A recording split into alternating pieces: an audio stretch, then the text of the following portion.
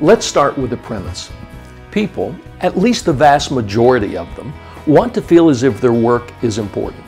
They want to contribute to success, and they don't want to simply check their head at the door and take up space. This is a good thing, because you, as a leader, have a responsibility to develop others, to leverage your resources and accomplish the work, and to create an environment that engages people to volunteer their commitment. One of the most effective tools you can use to fulfill your responsibility and allow others to contribute is delegation and empowerment. At this point, you may be thinking, one tool? Aren't delegation and empowerment two different things? Well, yes and no. Delegation and empowerment are, in reality, two ends of a continuum that leverages resources, develops others, and allows people to contribute. But there are important differences. So in this session, we'll look at those differences and we'll examine specific criteria you can use as a leader to determine when you should delegate and when you should empower. The key difference between delegation and empowerment comes down to one important factor: who is in control? Or, put another way, how much autonomy does the individual have in the job? Here's an easy way to think about it. You delegate tasks, you empower people to exercise control and achieve a desired result. Let's break down those differences in more detail. Delegation has tight boundaries and often a prescribed course of action. The ultimate delegated task is one where the leader gives specific direction and the follower carries it out as directed. With delegation, you own the responsibility for deciding what, how, and when things are done. Empowerment, on the other hand, has loose or even no boundaries. The ultimate example of empowerment is the leader presenting a goal to be accomplished or a decision to be made, and then allowing the follower to determine and execute the course of action with limited or no further involvement from the leader. With empowerment, the follower owns the responsibility for deciding what, how, and when things are done within the agreed upon boundaries. Here's a specific example. Let's say that you want your teenage son or daughter to prepare the evening meal for the family.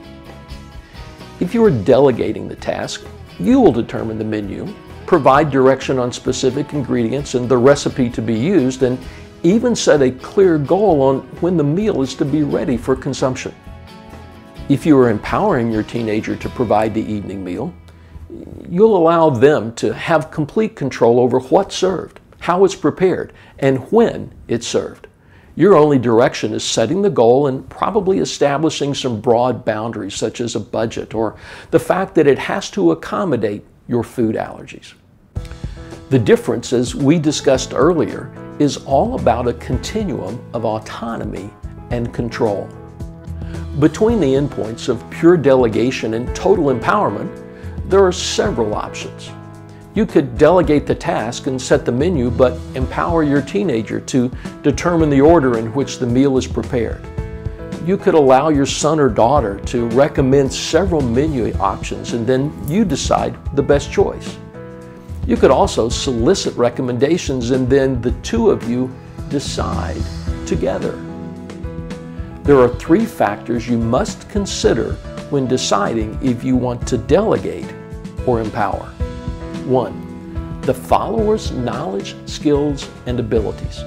The more extensive the individual's capacity to make and execute a course of action without your involvement, the more you can move toward the empowerment end of the continuum. 2. The amount of control and autonomy that is required to complete the goal or task. Some tasks are very prescribed, such as completing a specific report. In those situations, you are really delegating the task, not empowering a result. 3.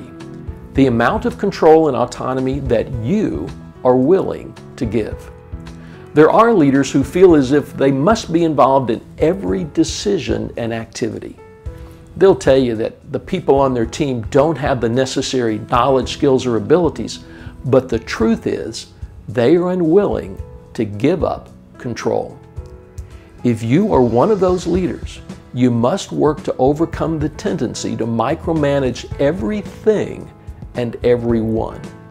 Most important, if there are certain projects or assignments that are so critical that you can't let go, be open and honest about your need to stay involved. There are 4 things that must be present regardless if you choose to delegate or to empower. 1. A clear understanding of the goal or task to be completed, including time frames, budget restrictions, and quality levels. 2. A clear understanding of the boundaries and authority. 3. The necessary knowledge and skills to accomplish the goal or task.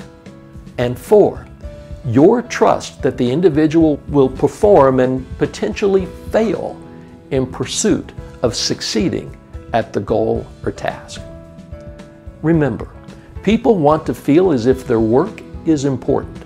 They want to contribute to success, and they don't want to simply check their head at the door and take up space.